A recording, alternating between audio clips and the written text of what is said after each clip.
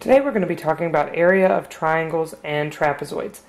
Like yesterday, we talked about area of parallelograms, four-sided figures. Triangles have three sides.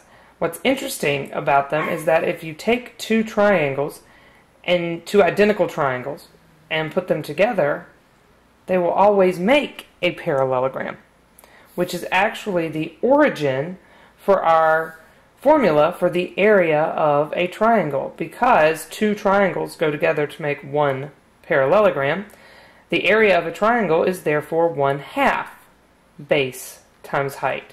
So it's the same formula we learned for parallelograms yesterday. It's just half of it, because a triangle is exactly half of a parallelogram. And that is the formula for the area of a triangle. Just like a parallelogram yesterday, we are dealing with base and height. And the base and the height must be perpendicular to one another. The base is one of the sides of the triangle, and it is whichever side we have a perpendicular height to go with it. So this side would be the base if we had a height that went down perpendicular to it. This side would be the base if we had a side that went down perpendicular to it. And this side would be the base if we had a perpendicular height that went to it. Alright? So it doesn't matter which side of the triangle is the base, as long as you have a perpendicular height to go with that side.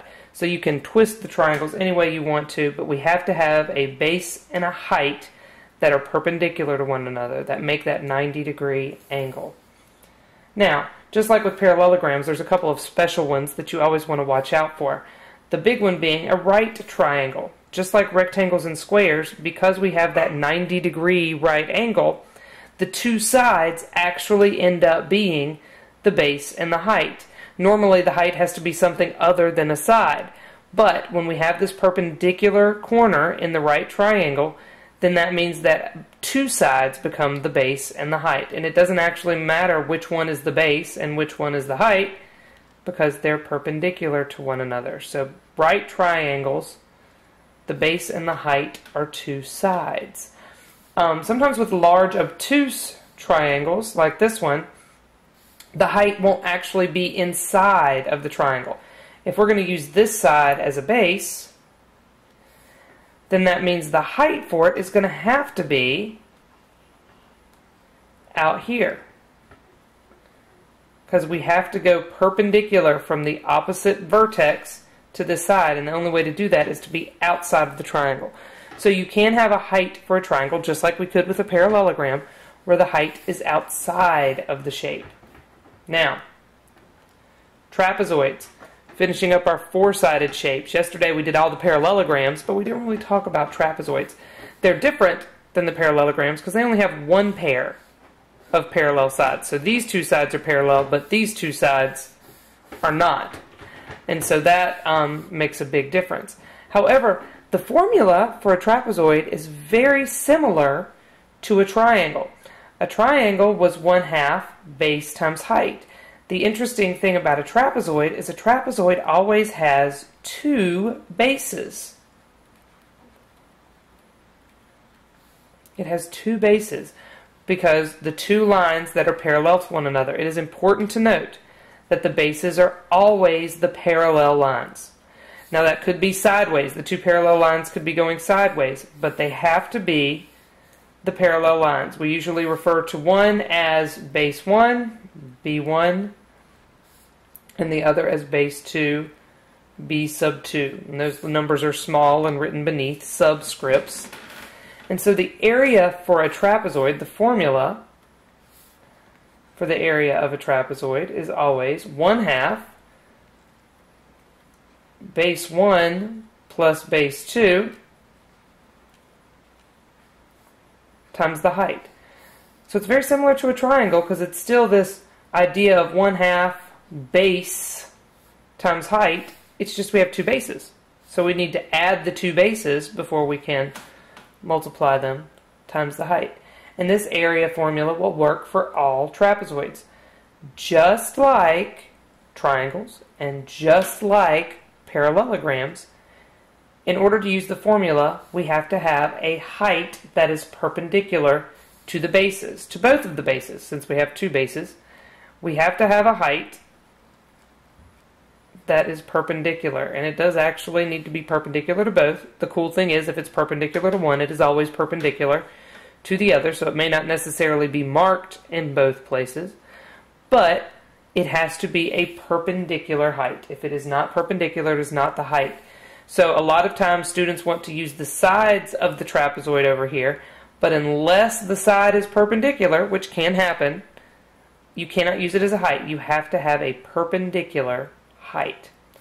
So let's look at some example problems to see how these work out. So our first problem, we have this lovely triangle, and it gives us the lengths of all three sides, and then we have this height going through the middle here, and we have a value for it. The first thing we have to assess is which is our base and which is our height. So looking at this triangle, because our height is perpendicular to this side is 24 centimeters, this side has to be our base. It's not the side at the bottom of the triangle, however, it is the side that we have a perpendicular height to. It does not matter which one is actually on the bottom. People assume base means the bottom of, but that's not what this is talking about. The base has to be perpendicular to the height. And since this is the only height that we have, and it's perpendicular to this side, then this side has to be our base. And this side, this height in the middle here, 8, is going to be our height. So let's plug it into our formula. We always write our formula first. 1/2 base times height. So 1/2, the base is 24, the height is 8, so half of 24 is 12, and 12 times 8 is 96. Now, just like yesterday, we're doing area. We don't want to forget our units of measure. So these were centimeters. Centimeter times centimeter is going to be centimeters squared. So this would be 96 centimeters squared for our area. Now let's look at problem number 2. Problem number 2 is a trapezoid. 4 sides with one pair of them being parallel. So how do we find the area of a trapezoid? I've got to remind myself, area of a trapezoid is equal to 1/2 base plus base times the height. So looking at this problem, I know I have to have two bases. They're the sides that are always parallel to each other. These two sides are obviously not parallel to each other, so these two sides must be our bases. So we know we're going to have 1/2 times 16 plus 20. Now we have to find our height.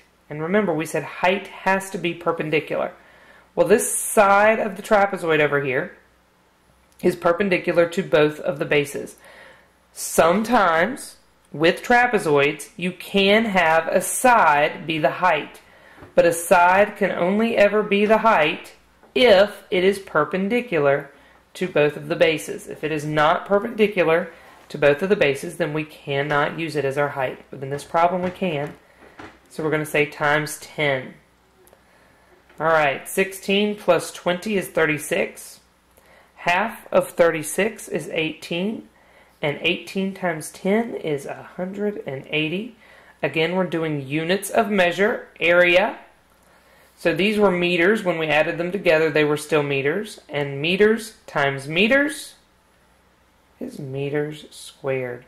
So the area of this trapezoid is 180 meters squared.